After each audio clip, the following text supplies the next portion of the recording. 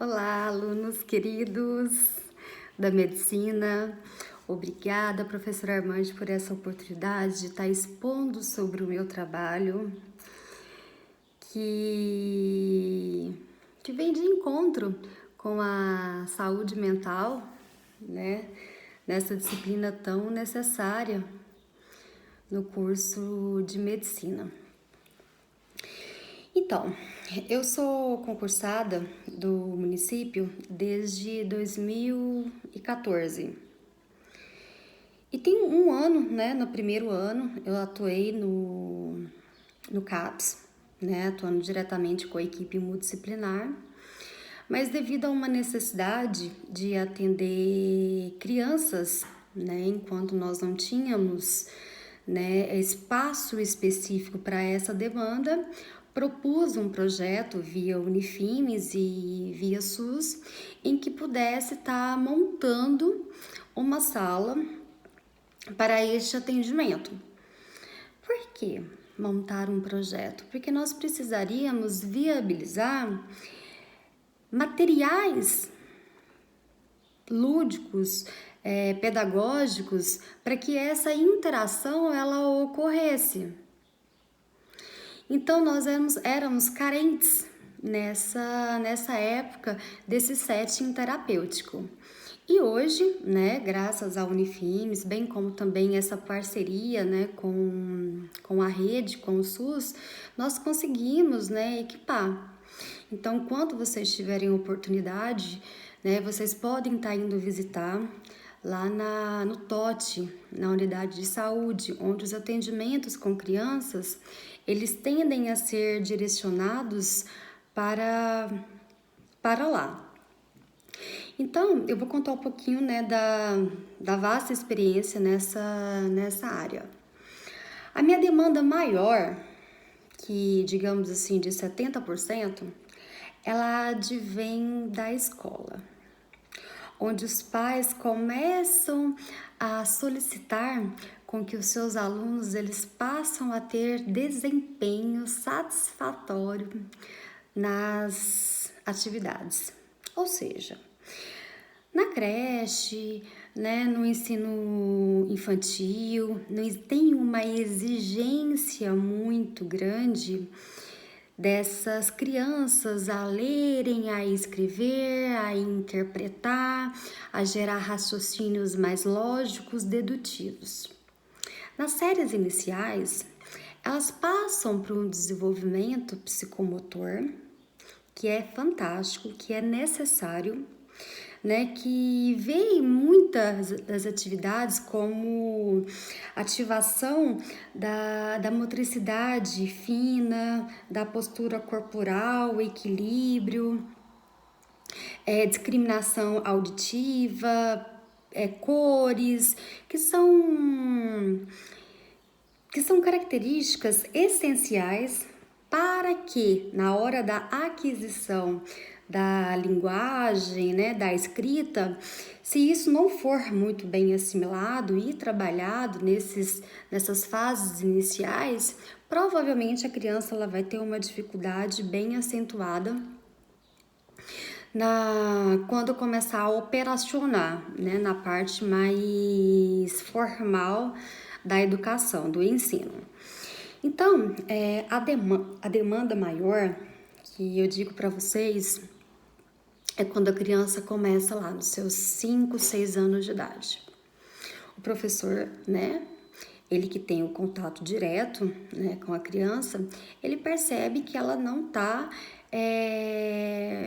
tendo um rendimento, né, satisfatório. O satisfatório que a gente coloca não é ser 10, 9, 8, mas a criança ela apresenta dificuldades, né, mesmo assim, de operações mais simples, né, uma soma, uma subtração, um raciocínio de conjunto, de muitas trocas de letras, mas a gente entende, né, que até os 8, né, anos, a criança ela vai adquirindo mais maturidade, né?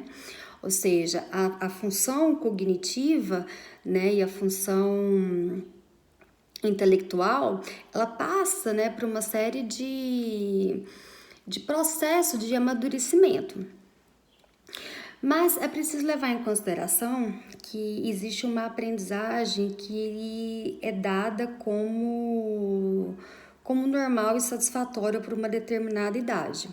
Se uma criança, por exemplo, com 6 ou 7 anos de idade, ela ainda apresenta muita dificuldade de memorização, ela não grava um nome ou não escreve, né? As letras, né? A fala, existem muitas trocas de P, B, D, né? R, S, C cedilha, né? Então, assim, a compreensão do texto, depois que conta-se uma história, a criança, ela tem muita dificuldade de fazer uma síntese. Enfim, né? Essas dificuldades de aprendizagem, quando elas passam a ser muito acentuadas, né? E levando também a outros comportamentos como inibição, né? Retraimento, ou às vezes inquietação, agitação psicomotora, defeca, né, na sala de aula, sem ter controle da micção, né, do xixi, enfim. Ou brigas, né, se envolve muito em briga em sala de aula, agride muito os colegas, os professores, ou vai de forma muito desleixada, não tem cuidado com as atividades. Então, todos esses são fatores, né, em que nos chegam com muita frequência no consultório, na clínica, para que a gente não somente, né, faça uma intervenção, né, mas também uma avaliação psicológica. No SUS, a gente não faz avaliação psicológica, tá? Ainda não foi nos solicitado. Eu faço avaliação psicológica, tá? Tô finalizando também o curso de neuropsicologia agora, de especialização. Só que é uma avaliação que ela é cara, né? E que em alguns casos, quando os médicos solicitam, o neurologista ou mesmo o psiquiatra, né? Com diagnóstico, por exemplo, de autismo ou de TDAH ou alguma deficiência mental, enfim, o desenvolvimento mesmo, né? Neuromotor, se pede, né, avaliação neurológica com muita frequência, aí onde que nos é solicitado. Mas usualmente é mais uma intervenção mesmo, ou seja, você vai atuar diretamente naquela dificuldade. Mas a gente vê que todas essas funções mentais, né, elas se organizam, né? Por exemplo, a inteligência, a memória, a concentração, a audibilização, a memória visual, enfim. Então, todas essas funções, elas têm que estar contactadas, né? Elas têm que estar numa engrenagem para que, de fato, né, a aprendizagem, ela possa estar ocorrendo.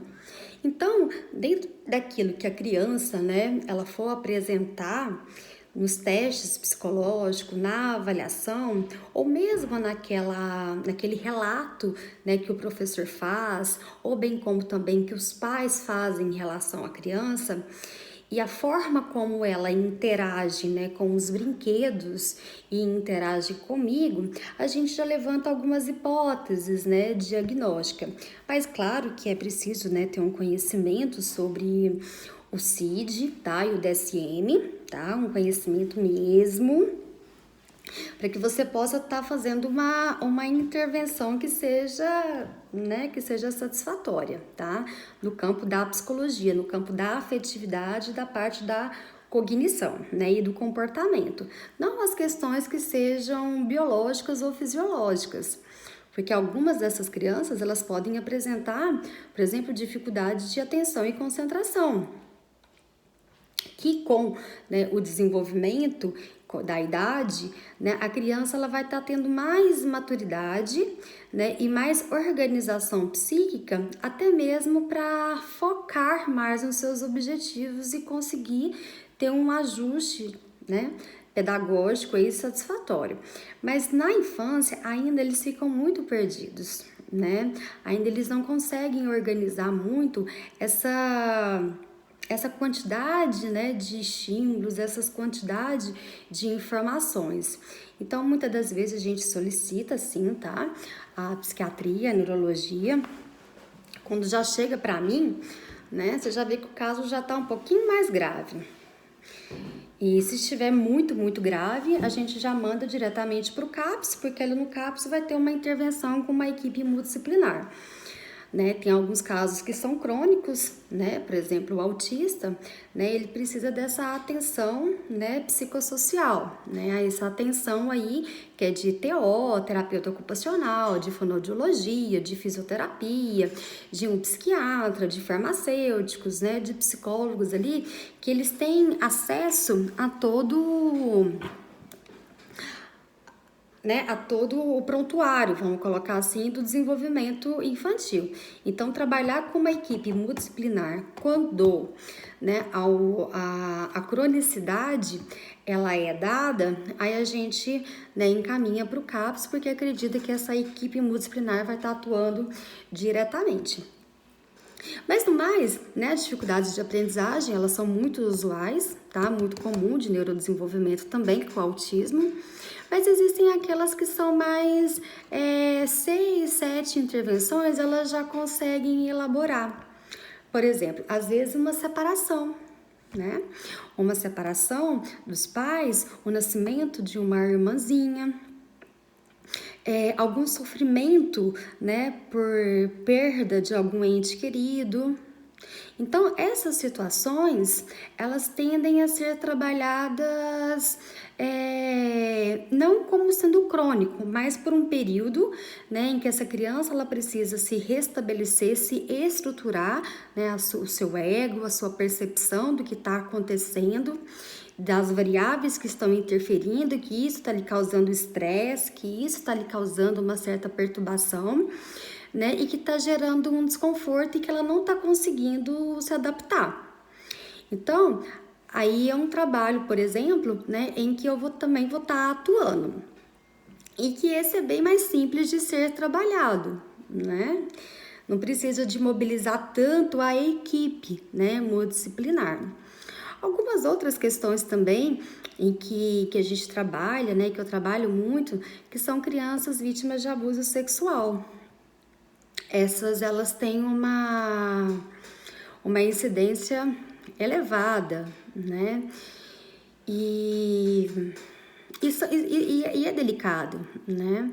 É delicado porque afeta a autoestima, a autoconfiança, né? Então, assim, a criança ela ama, né, a pessoa, né, caso isso venha ter uma ocorrência dentro de casa, ela cria um vínculo afetivo, ela não entende, né, o porquê de tudo isso ter acontecido ou porquê está acontecendo, porque é uma pessoa que cuida, é uma pessoa que mantém, né, de alguma forma,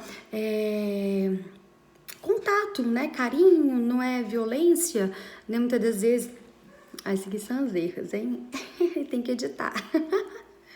Mas tudo bem. Há uma certa confusão do que é o carinho, né, e do que é a violência, do que é o abuso. Então, nesse sentido, a criança ela não consegue ainda distinguir, né? Então, será que eu sou criança? Será que eu sou mãe? Será que eu sou... Quem que eu sou nessa família? O que acontece que a minha mãe não está fazendo e não está servindo o papel dela do meu pai? Né? Ou ao contrário, será que a minha mãe de alguma forma ela está facilitando esse processo? Ela não está me protegendo? Né? Então, assim, são muitas coisas que ficam confusas na cabeça da criança.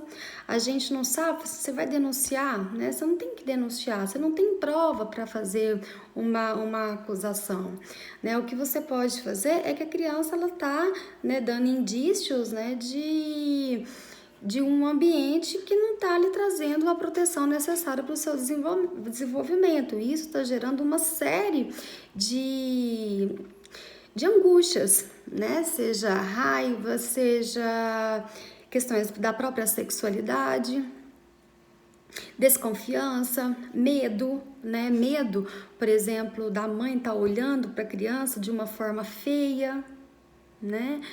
É, enfim, né? Medo de denunciar, né?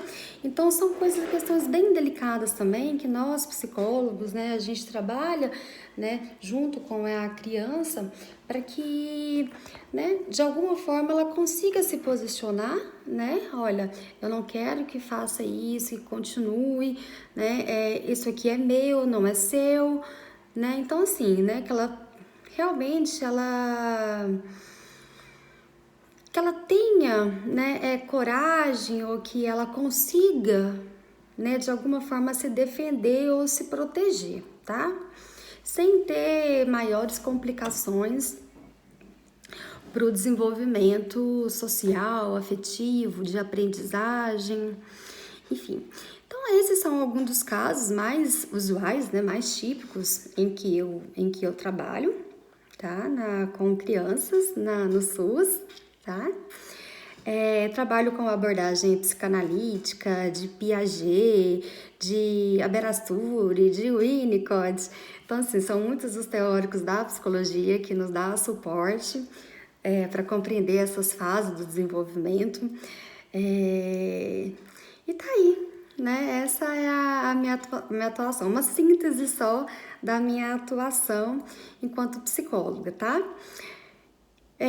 Né, você sabe, eu já sou formada em psicologia, tenho especialização em gestão de pessoas, estou finalizando a minha pós agora de neuropsicóloga e tenho um mestrado em psicologia clínica e transtornos de personalidade. Então, qualquer dúvida que vocês tiverem, se quiser saber um pouco mais, tá? Fiquem muito à vontade, é um prazer sempre estar falando, né, sobre essa área de atuação.